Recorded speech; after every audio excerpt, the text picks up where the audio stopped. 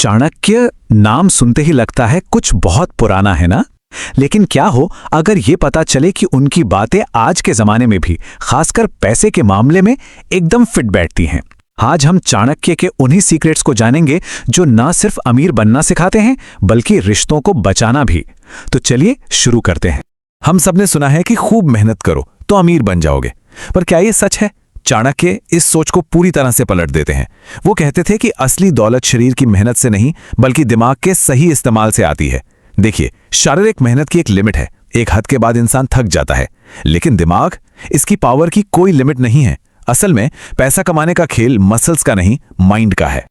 और यही है चाणक्य का सबसे बड़ा फॉर्मूला।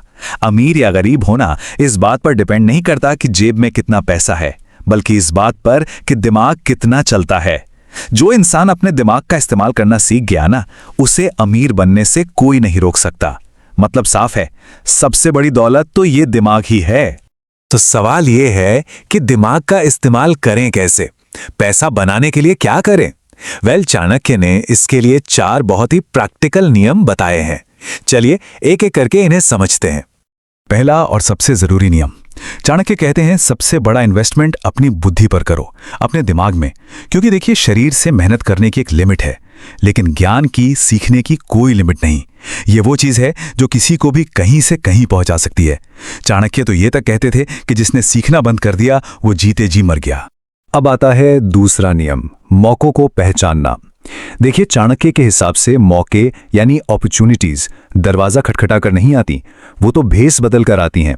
कभी किसी मुश्किल की शक्ल में, कभी किसी के ताने में, तो कभी किसी दोस्त की कही एक मामूली सी बात में। जो इस छुपे हुए मौके को पहचान लेता है ना, बस वही गेम जीत जाता है। तीसरा नियम टाइम के बारे में है, और ये बहुत जरूरी है।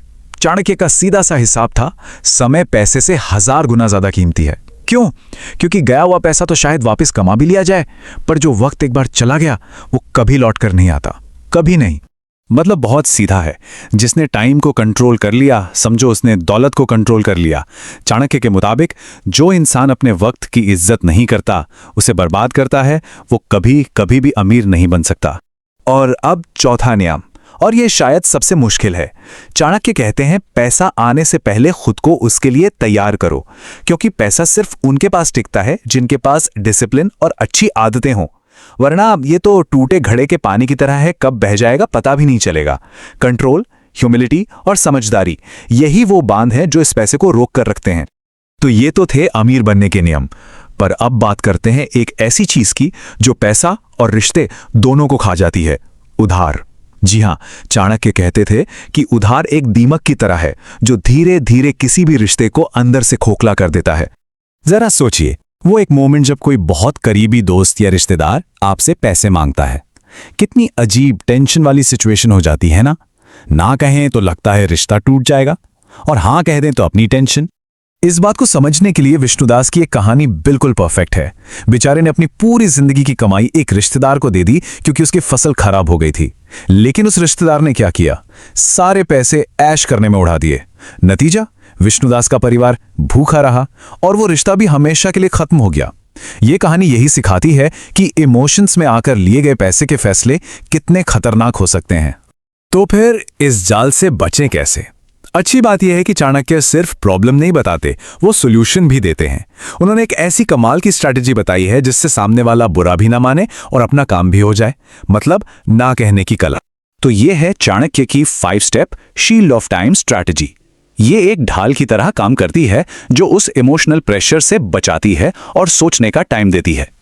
चलिए अब इन 5 स्टेप्स को एक एक करके समझते हैं। स्टेप नंबर 1, तुरंत जवाब मत दो। इसे कहते हैं समय की ढाल। बस स्माइल करके ये कहना है, यार एक बार देखना पड़ेगा, मैं कल तक बताता हूं। ये 24 घंटे का गैप कमाल का काम करता है। एक तो सोचने का टाइम मिल जाता है और दूसरा सामने वाले की नीयत भी पता चल जाती है। अगर मांग असली नहीं होगी ना तो वो दोबारा पूछेगा ही नहीं। दूसरा स्टेप है एक सीधा सवाल। 24 घंटे बाद कोई बहाना नहीं बनाना, बस सीधे पूछना है, पैसे वापस करने का क्या प्लान है? ये एक सवाल ही काफी है। जिनका प्लान नहीं होता या नीयत साफ नहीं होती, वो यहीं पर चुप हो जाते हैं। जैसा चाणक्य कहते थे, सवाल वो तीर है जो झूठ को चीर देता है। अगर सामने वाला फिर भी जिद करे तो आता है स्टेप नंबर 3, सिक्योरिटी मांगो। कोई पोस्ट डेटेड चेक या कोई भी छोटी मोटी गारंटी। चाणक्य का कहना था कि बिना गारंटी के पैसा देना ऐसा है जैसे रेत में पानी डालना, सब डूब जाएगा।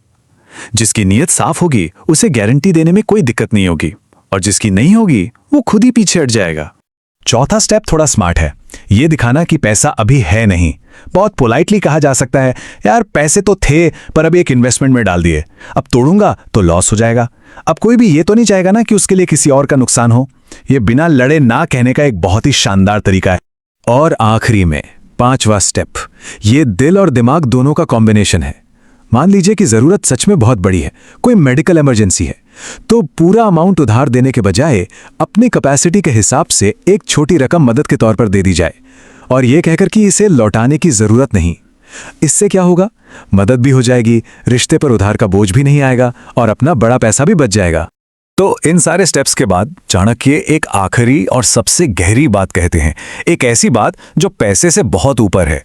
चाणक्य कहते हैं, अगर पैसा ना देने से कोई रिश्ता टूटता है तो समझ लीजिए कि वो रिश्ता कभी सच्चा था ही नहीं। ये एक लाइन ही सारी उलझन खत्म कर देती है ना। एक सच्चा रिश्ता पैसे का मोहताज नहीं होता, और ये बात समझने से ना कहने की हिम्मत भी मिलती है। और यहीं पर ये एक सवाल सामने आता है, क्या अपनी फाइनेंशियल बाउंड्री सेट करना और जरूरत पड़ने पर ना कहना सीख लेना असल में सेल्फ रिस्पेक्ट का सबसे बड़ा रूप है? इस पर सोचिएगा जरूर।